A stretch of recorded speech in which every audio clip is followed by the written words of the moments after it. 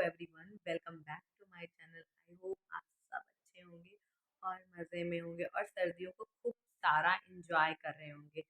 तो ऐसा होता है कि जब सर्दियाँ आती हैं या फिर कोई भी सीज़न चेंज होता है, तो हमें हमारे बालों को, हमारी बॉडी को बहुत सारी प्रॉब्लम को फेस करना पड़ता है। तो जब सर्दियाँ आती हैं या फिर कोई भी सीज़न आ जाता है, सर्दियों में स्पेशली ऐसा होता है कि हमें डैंड्रफ की प्रॉब्लम हो जाती है और हेयर फॉल होने लगता है अचानक से। तो फिर अगर हम कुछ चीज़ों को, नेचुरल चीज़ों को यूज़ कर सकते हैं, नेचुरल चीज़ों को यूज़ करके अगर हम अपने हेयर फॉल को कंट्रोल कर सकते हैं, तो इससे बेहतर क्या ही हो सकता है। हम क्या करते हैं कि हम केमिकल वाली चीज़ों को यूज़ करके अपने हेयर फॉल को कंट्रोल कर लेते हैं, बट वो कुछ टाइम के लिए तो कंट्रोल हो जाता है, बट वो हमेशा के लिए कंट्रोल नहीं होता है।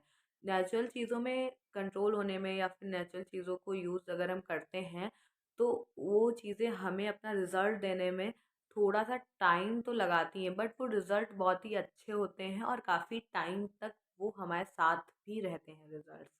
तो आज मैं आपको कुछ चीज़ें बताऊँगी, जैसे कि कुछ टिप्स बताऊँगी जिससे आप अपनी हेयर ग्रोथ को प्रमोट कर सकते हैं और उससे आप अपने हेयर फॉल को भी कर सकते हैं। अगर हमारा हेयर फॉल कम होगा तो ये तो सिंपल सी बात है, हमारी हेयर ग्रोथ प्रमोट होगी ही होगी। तो आज मैं आपको कुछ छोटी-छोटी टिप्स बताऊँगी जिसे आप अपनी डेली लाइफ में यूज़ करके डेली रूटीन में फॉलो करके आप अपने हेयर ग्रोथ को प्रमोट कर सकते हैं। तो टिप नंबर 1 है हमारी ये कि हमें क्या करना है जब हमारे बालों में बहुत ज़्यादा ड्राई हो जाते हैं, हमारे हेयर्स बहुत ज़्यादा ऑयलिंग की कमी हो जाती, तो हमें क्या करना चाहिए, हमेशा अपने बालों में सर्दियों में स्पेशली हमें अपने बालों को धुलने से 1 घंटे पहले अपने बालों में अच्छे से हेयर ऑयलिंग करनी चाहिए और मसाज करना चाहिए, जिससे हमारे बालों में ड्राइनेस ख़त्म हो जाए और इससे डैंड्रफ की प्रॉब्लम भी धीरे-धीरे कम हो जाती है। क्योंकि डैंड्रफ इसीलिए होता है क्योंकि हमारी जो स्कैल्प होती है बहुत ड्राई होती है, तो उससे डैंड्रफ भी हो जाता है। तो हमें अपने बालों में अच्छे से हेयर ऑयलिंग करनी चाहिए, उससे हमारे बाल बहुत ज़्यादा अच्छे हो जाएँगे धीरे-धीरे और अच्छे से उन्हें चोटी बना के छोड़ देना चाहिए। और अगर हम चाहें तो हेयर ऑयलिंग ओवरनाइट भी कर सकते हैं। आपको ओवरनाइट भी चाहें तो छोड़ सकते हैं या फिर आप नहाने के 1 घंटे पहले भी बाल धुलने के कर सकते हैं। इससे कोई भी उतना फ़र्क नहीं पड़ेगा कि अगर आप ओवरनाइट भी रख रहे हैं तब भी अच्छा है, 1 घंटे पहले तो आपको रखना ही रखना होते रहना चाहिए। तो अब आते हैं टिप नंबर 2 में।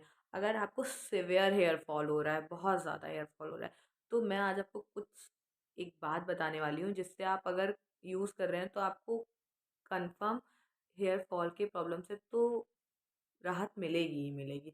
आपको करी पत्ता लेना है, 4 से 5 करी पत्ता, और सुबह बिना कुछ खाए-पिए आपको उसे लेना है और अच्छे से धुल लेना है और अच्छे से च्यू करके खा लेना है।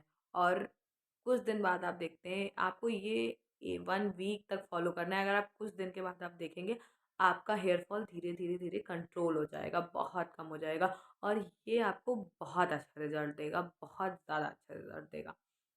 अब आते हैं टिप नंबर 3 पे। हमें हमेशा अपने बालों को खुला नहीं छोड़ना चाहिए कि अगर हम सो भी रहे हैं तभी हमारे बाल खुले हुए हैं या फिर हम कहीं बाइक पे भी जा रहे हैं तब भी हमारे बाल खुले हुए हैं। क्योंकि बाल अगर खुले ही रहेंगे हमेशा तो उसमें सिंपल सी बात है, वो बहुत उलझेंगे और उससे अगर जब हम उनको खींचेंगे तो क्या हो जाएगा, उसमें हेयर फॉल, बहुत ज़्यादा हेयर फॉल होगा और जब हेयर फॉल होगा तो सिंपल सी बात है, हमारे बाल बहुत ज़्यादा कम पड़ते जाएँगे और हेयर ग्रोथ कम होती चली जाएगी। हेयर ग्रोथ होगी ही नहीं, हेयर लॉस बहुत ज़्यादा हो जाएगा। तो हमेशा अपने बालों को नॉर्मल चोटी बना के ही रखना चाहिए, लूज़ चोटी बनाइए बट बनाइए। या फिर आप नहीं कहीं बाहर जा रहे हैं, आपको चोटी नहीं, तो आप नॉर्मल बन बना लीजिए। उससे भी आपको बहुत ज़्यादा राहत मिलेगी हेयर फॉल में। एंड टिप नंबर 4 है हमारी ये कि हमें हमेशा बालों को खींचने के टाइम पे प्लास्टिक कॉम्ब का यूज़ नहीं करना चाहिए। जब हम अपने बालों को सही से वो कर रहे हैं, सुलझा रहे हैं, तो हमेशा हमें वुडन कॉम्ब का ही यूज़ करना चाहिए या फिर आप वुडन ब्रश का भी यूज़ कर सकते हैं। इससे क्या होता है, हमारे बाल बहुत ज़्यादा अच्छे हो जाते हैं और हेयर ग्रोथ भी बहुत ज़्यादा प्रमोट होती है। और प्लास्टिक कॉम्ब का अगर हम यूज़ कर रहे हैं तो प्लास्टिक से हमारे बालों में फ्रिक्शन प्रोड्यूस होता है जिससे हमारी हेयर लॉस हो जाता है, हेयर फॉल बहुत ज़्यादा होता है। एंड टिप नंबर 5, हमें हमेशा मतलब न्यूट्रिशन वाला खाना खाना चाहिए, ये अनहेल्दी फूड बहुत कम खाना चाहिए।